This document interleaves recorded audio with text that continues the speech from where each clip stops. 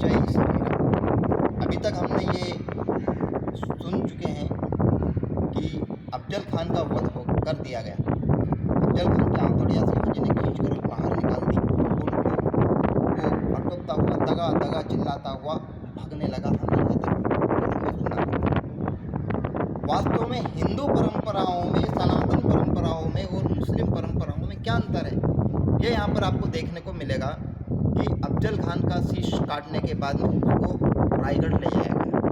रायगढ़ में जैसे ही इस 32 दांतों वाले चरखीदार अफजल खान के सिर को जीजा माता के सामने रखा गया, तो जीजा माता ने उसको उसकी जो शास्त्रीय पद्धति है उसको दफनाने का बता दिया। बोले इसको ख़त्म करो, इसका अपमान नहीं होना चाहिए, मरे हुए का अपमान नहीं होना चाहिए। परंतु पूर्व काल में बीजापुर के जो राजसी तंत्र में एक स्थान हुआ था तालीकोट हुआ करता था। पास में राज्य हुआ था तालीकोट के जो राजा थे रायगढ़, रामगढ़ के आधार उनका नाम था राम राय महोदय। राजा राम राय को बीजापुर के दरबार में पराजय का मुख देखना पड़ा था। तो इसी बीजापुर, इसी मुस्लिम सल्तनत ने क्या किया था, राजा राम राय का गर्दन काट करके उनके मुंह को इस प्रकार से फूट किया था कि संपूर्ण शहर का जो गंदा पानी उनके मुंह से निकलता हुआ दिखे। मतलब ये जो नीचे अथड़े, उसका मांस, कलेजी, जीवान ये सब निकाल करके उसका केवल चमड़े का खोल जैसा बना करके जहाँ से संपूर्ण शहर का गंदा पानी जाता है वहाँ पर फिट कर दिया। ये उनके तंत्र में इतना घोर अपमान एक मृत व्यक्ति के साथ मानना होना, ये उनकी परंपरा है।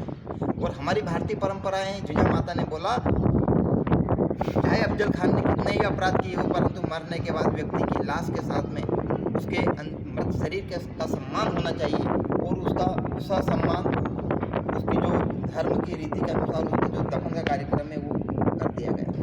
अब इस पूरे ही घटनाक्रम में एक विशिष्ट नाम आता है खंडो जी। खंडो जी वो व्यक्ति है जिसकी तलवार स्वराज्य के विरुद्ध निकली। खंडो जी वो व्यक्ति है जिसने अफजल खान से संधि का प्रस्ताव संधि कर ली थी। अफजल खान के पक्ष में हो गया था खंडो जी, और खंडो जी के संबंध कान्हो जी के साथ बड़ी उनकी प्रगाढ़ मित्रता थी। अब प्रगाढ़ मित्रता होने के कारण कान्हो जी शिवाजी के पास जाते हैं और बोलते हैं महाराज मेरी आपके प्रति अटूट श्रद्धा है। और ये बात शिवाजी जानते भी थे। शिवाजी जानते थे कि कान्हो जी जैसा एक श्रेष्ठ योद्धा और जिसका स्वराज्य के प्रति अनंत प्रेम हो, इस प्रकार का व्यक्ति मिलना मुश्किल है, देव दुर्लभ व्यक्ति है। कान्हो जी किसी बात को शिवाजी महाराज काटते नहीं थे। कान्हो जी एक बार जाते हैं और बोलते हैं, बोले महाराज जो खंडो जी है, खंडो जी को की जान बख्शी जाए, उसकी जान न ली जाए, उसको प्राण दंड न दिया जाए, वो वापस स्वराज्य के लिए स्वराज्य में मिलकर रहना चाहते हैं। शिवाजी बोलते हैं हाँ स्वागत है, बिल्कुल हम वचन देते हैं, उसकी जान बख्श दी जाएगी, उसकी गर्दन नहीं काटी जाएगी, उसको मृत्युदंड नहीं दिया जाएगा। अब इस बात से खंडो जी बिल्कुल उल्लासमान हो गए। बिल्कुल बोले क्या हुआ, हम अफजल खान के साथ चले गए तो चाहे हमारी तलवार स्वराज्य के विरुद्ध निकली हो, परंतु महाराज ने एक अपने उत्तम संबंध के कारण प्राण दान कर दिए। और ऐसे प्रकार से मस्ती में शिवाजी के सामने चला गया। जैसे खंडो जी को देखा, आंखें सुर्ख लाल हो गई, आंखें बड़ी बड़ी हो गई और बिल्कुल क्रोध की अग्नि से निकल ऐसा लग रहा था जैसे कि साक्षात मौत आ गई हो। खंडो जी घबराने लगा, बिल्कुल कंपायमान होने लगा। तुरंत तलवार निकाल करके उनके जो अंगरक्षक थे सब खड़े हो गए और बोला इसका एक हाथ और एक पैर काट दिया जाए। जो हाथ स्वराज्य के विरुद्ध उठता है उसका वो हाथ, और जो पैर स्वराज्य के विरुद्ध उठता हो उसका वो पैर काट दिया जाए। तुरंत एक हाथ और एक पैर खंडो जी का काट दिया जाता है। जब ये बात कान्हो जी को पता चलती है तो कान्हो जी बहुत नाराज होते हैं। बोले महाराज आपने मुझे बोला था, बोले कान्हो जी को, ये खंडो जी को मृत्युदंड नहीं दिया जाएगा, परंतु फिर भी आपने हाथ और पैर काट दिया। शिवाजी महाराज बोलते हैं, बोले बिल्कुल तुम्हें जो वचन दिया था इसीलिए इसके शीश नहीं काटा, इसकी मस्तक नहीं काटा। जो गर्दन स्वराज्य के विरुद्ध देखने का प्रयास करती है, अथवा जो हाथ स्वराज्य के विरुद्ध उठने की कोशिश करता है, जो पैर स्वराज्य के विरुद्ध जाने की कोशिश करता है, उस हाथ और पैर को काटना ही था।